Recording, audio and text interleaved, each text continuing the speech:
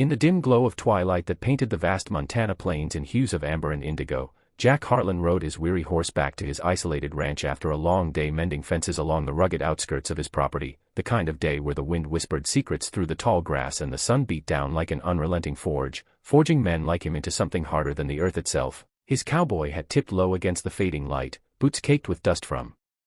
trails that twisted like forgotten memories, and as he approached the old barn that stood as a sentinel against the encroaching night, its wooden beams creaking softly in the breeze like the groans of ancient guardians, he noticed something amiss, a faint flicker of light emanating from within, not the usual shadows that danced with the setting sun but something deliberate, almost alive, pulling him from his saddle with a curiosity laced with caution, for out here in the wilds where coyotes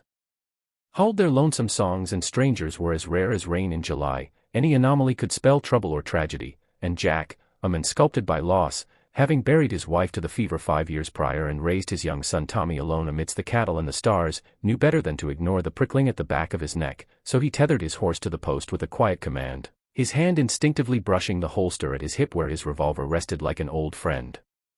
ready for whatever the night might unveil. And as he pushed open the barn door with a slow, deliberate creak that echoed through the hay-strewn interior, the scent of fresh straw and horse sweat mingling in the air, his eyes adjusted to the lantern's warm, golden light that cast long shadows across the stalls where his mares shifted uneasily, their ears perked at the intrusion, and there, huddled in the corner on a bed of loose hay that rustled softly under her slight weight, was a little girl.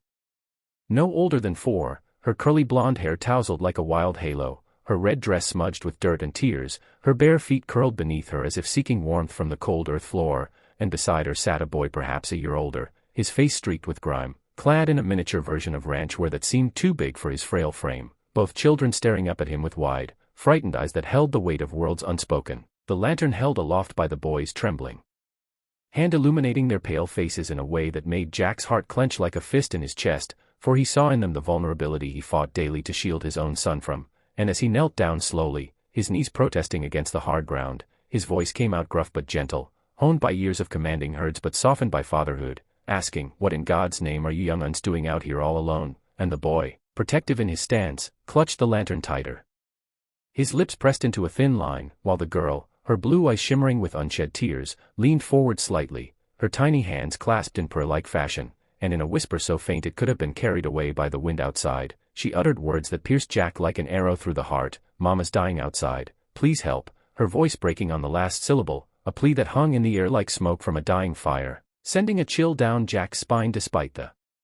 lingering warmth of the day. And in that moment, the barn seemed to close in around them, the horses nickering softly as if sensing the urgency, and Jack's mind raced with questions. Who were these children? How had they come to his remote barn? And what horror awaited outside under the blanket of stars that now dotted the sky like indifferent witnesses? And without hesitation, he scooped the girl into his arms, her small body light as a feather yet heavy with fear, motioning for the boy to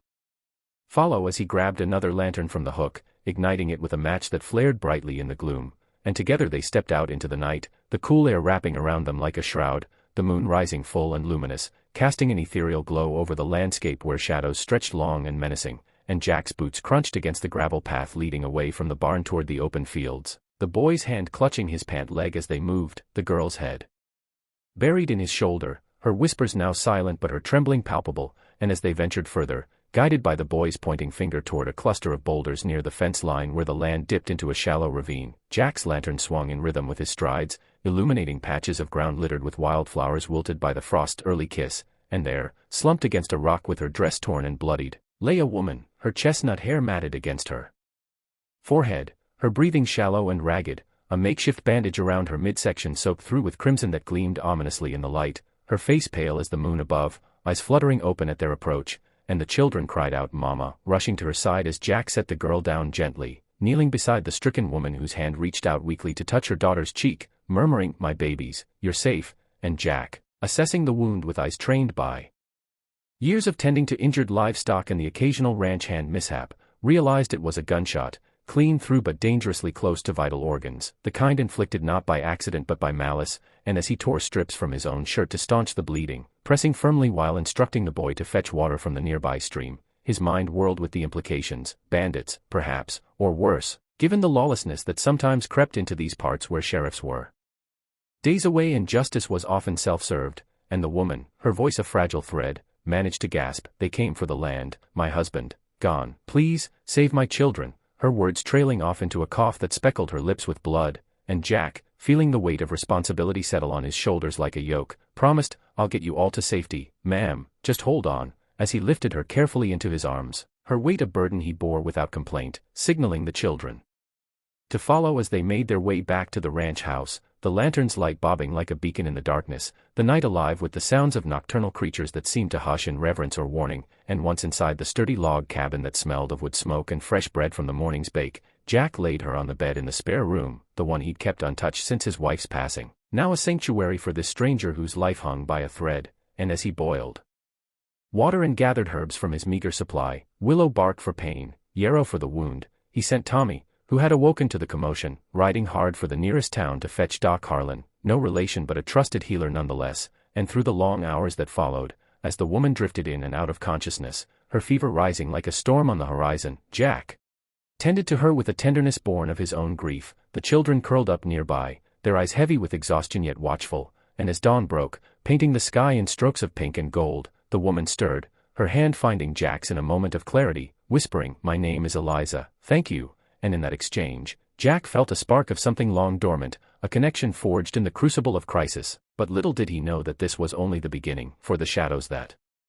had pursued Eliza and her children were not far behind, their greed for the hidden vein of gold on her late husband's claim driving them relentlessly, and as the hoofbeats of approaching riders echoed in the distance, Jack loaded his rifle, steeling himself for the confrontation that would test not just his aim but his heart, the barn outside standing silent witness to the unfolding drama that had begun with a whisper in the night. Chapter 2. As the morning sun climbed higher, casting golden rays through the cabin's windows that danced across the wooden floors worn smooth by years of solitary footsteps, Jack stood vigilant by the door, his rifle cradled in his arms like a faithful companion, eyes scanning the horizon where dust clouds rose like omens from the trail leading to his ranch, the sound of galloping horses growing louder, a thunderous rhythm that matched the pounding of his heart, for he knew these were no ordinary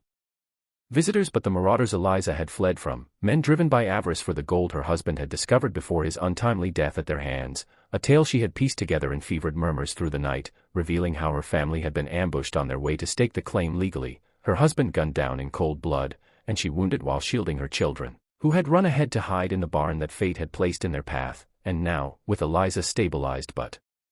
still weak on the bed, her breathing steadier thanks to the poultices Jack had applied from knowledge passed down by his late wife, a healer in her own right, he positioned Tommy behind the barricade of overturned furniture, instructing him to stay low and protect the little ones if things went south, the boy nodding with a bravery that made Jack's chest swell with pride, while the girl, Lily, and her brother, Ben, clung to their mother's side, their small faces etched with a mixture of fear and hope, and as the riders, three hardened outlaws with scarred faces and guns slung low, reined in their horses at the edge of the property, their leader, a burly man with a jagged scar across his cheek named Harlan Voss, ironically sharing Jack's surname but none of his honor, called out in a gravelly voice that carried across the yard, "We know you've got the woman and kids in there, Harlan. Hand 'em over, and we'll let you be, ain't your fight," but Jack, stepping out onto the porch with rifle raised, his stance unyielding like the mountains that framed the valley, replied with steel in his tone, "This land's mine, and so's anyone under my roof, you turn tail now, or you'll taste lead," his words a declaration that ignited the standoff, the air thick with tension as if the very wind held its breath, and when Voss sneered and drew his pistol, the first shot cracking the morning